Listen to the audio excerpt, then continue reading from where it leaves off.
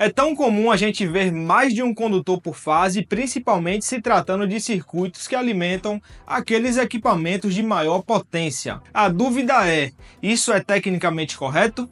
A NBR 5410 permite ou não permite? Eu sou Lincoln Costa e estou sempre por aqui fazendo conteúdos que elevam o seu nível técnico.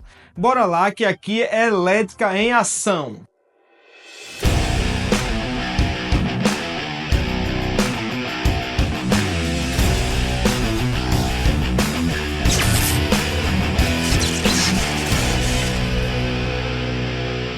Já deixa logo o seu like e se inscreve aqui no canal, que esse vídeo tá fantástico. Em diversas situações, a instalação de mais de um condutor por fase e neutro se faz necessário para facilitar na instalação, já que cabos de seções muito grandes, mesmo quando flexíveis, são muito difíceis de manusear, de instalar. Só quem já instalou um único cabo de 300 mm² por fase sabe o que eu estou falando.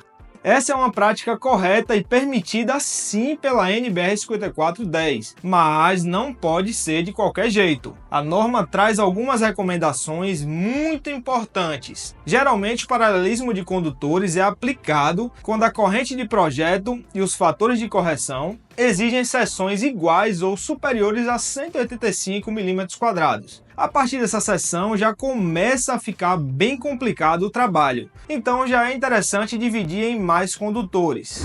A NBR 5410 traz as recomendações importantes no item 6257, que é referente aí a condutores em paralelo. O item 62571 diz o seguinte: quando dois ou mais condutores forem ligados em paralelo na mesma fase ou polaridade, isso não deve comprometer o atendimento de 62521. Para tanto, devem ser tomadas medidas que garantam igual divisão de corrente entre os condutores em paralelo, conforme 62572, ou realizado um estudo específico sobre a divisão da corrente entre os condutores em paralelo, de modo que o atendimento de 62521 possa ser equacionado para cada condutor individualmente. O que a linha A quis dizer é que as correntes nos cabos devem ser divididas de forma igualitária e que deve ser cumprido à risca o item 62521, senão torna inválida a aplicação do paralelismo de condutores, pois assim a segurança da instalação elétrica fica comprometida. Já a linha B diz que após realização de um estudo específico sobre a divisão da corrente por condutor em paralelo ali, pode-se fazer a proteção individual, no caso por condutor mesmo, desde que respeitadas as prescrições de 62521. Mas o que quer dizer esse tal item 62521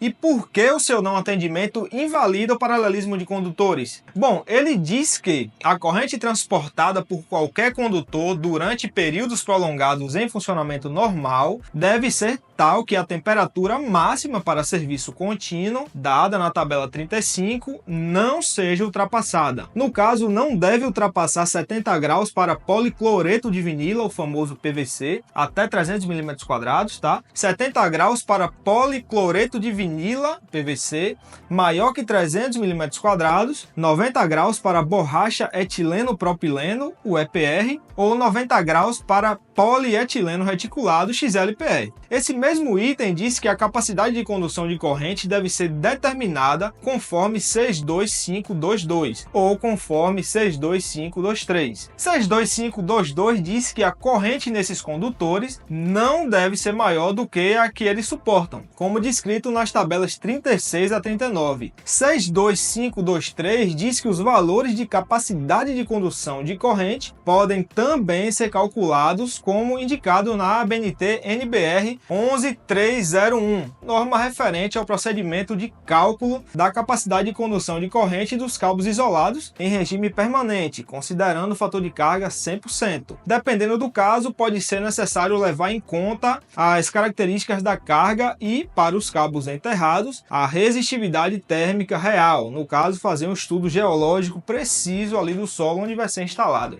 no caso a linha elétrica. Vale lembrar que a NBR 5410 traz valores médios de resistividade térmica do solo, então quando for viável deve-se fazer esse estudo no solo. Isso tem relação direta com a dissipação de calor dos cabos. Por exemplo, se o solo tem uma alta resistividade térmica, ele dissipa menos calor, assim os cabos não têm o resfriamento adequado, aquecem mais e acabam tendo a sua capacidade de condução de corrente reduzida. Então, novamente falando, o paralelismo de condutores pode sim ser feito, mas existem essas regrinhas. Se não entendeu alguma parte, volta o vídeo e vê novamente. Eu sei que são muitos detalhes. Um outro item muito importante é o 62572. Vamos ver o que ele diz. A exigência apresentada na linha A de 62571 é considerada atendida se os condutores em paralelo tiverem a mesma constituição, no caso que tenham o mesmo tipo de isolação, o mesmo tipo de metal, mesma reatância indutiva, a mesma seção nominal devem ter também, muito cuidado com isso, aproximadamente o mesmo comprimento para que não fiquem com impedâncias diferentes, o que causaria desequilíbrio de corrente e, consequentemente, sobreaquecimento em determinados condutores, não apresentarem derivações ao longo de seu percurso e, além disso, forem veias de cabos multipolares ou de cabos multiplexados, qualquer que seja a seção nominal, cada cabo contendo todas as fases ou polaridades e respectivo neutro, se existir, ou condutores isolados ou cabos unipolares entre fólio em formação plana ou em conduto fechado com seção igual ou inferior a 50 mm² em cobre ou 70 mm² em alumínio. Cada grupo ou conduto fechado contendo todas as fases ou polaridades e o respectivo neutro, se existir, ou ainda cabos unipolares com seção superior a 50 mm² em cobre ou 70 mm² em alumínio, agrupados segundo configurações especiais adaptadas a cada caso, cada grupo contendo todas as fases e respectivo neutro, se existir, sendo as configurações definidas de modo a obter-se o maior equilíbrio possível entre as impedâncias dos condutores de cada fase. Mas o que cada linha dessa quis dizer? A linha A quis dizer que se temos, por exemplo, um circuito trifásico com neutro, com cabos multipolares ou multiplexados, com 2 condutores por fase e 2 para o neutro, devemos dividir em 2 grupos de condutores, no caso em 2 cabos multipolares de 4 vias, cada grupo desses com as 3 fases e o neutro. Veja aqui essa ilustração.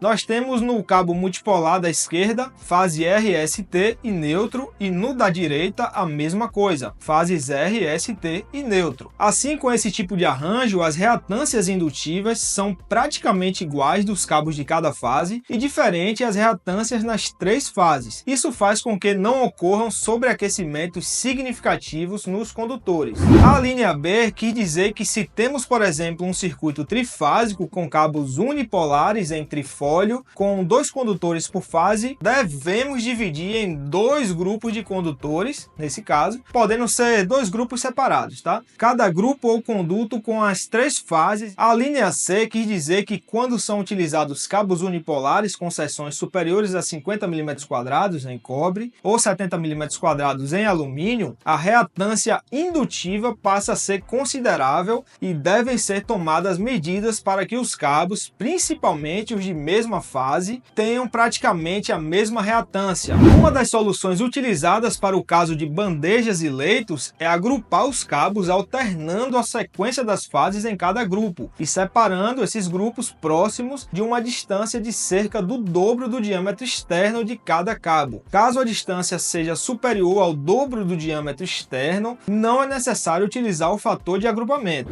E aí, ficou mais claro como funciona a ligação de condutores em paralelo e a exigência para manter o equilíbrio da corrente? Se ficou alguma dúvida, me conta aqui nos comentários. Aproveita e me conta também se você já teve desafios ao lidar com esse tipo de instalação. E se você gostou desse conteúdo, já deixa o like, se inscreve no canal e ativa o sininho para não perder nenhuma novidade. E não se esquece de compartilhar esse vídeo com seus colegas da elétrica que precisam entender mais sobre esse tema. Nos vemos no próximo vídeo. Um forte abraço!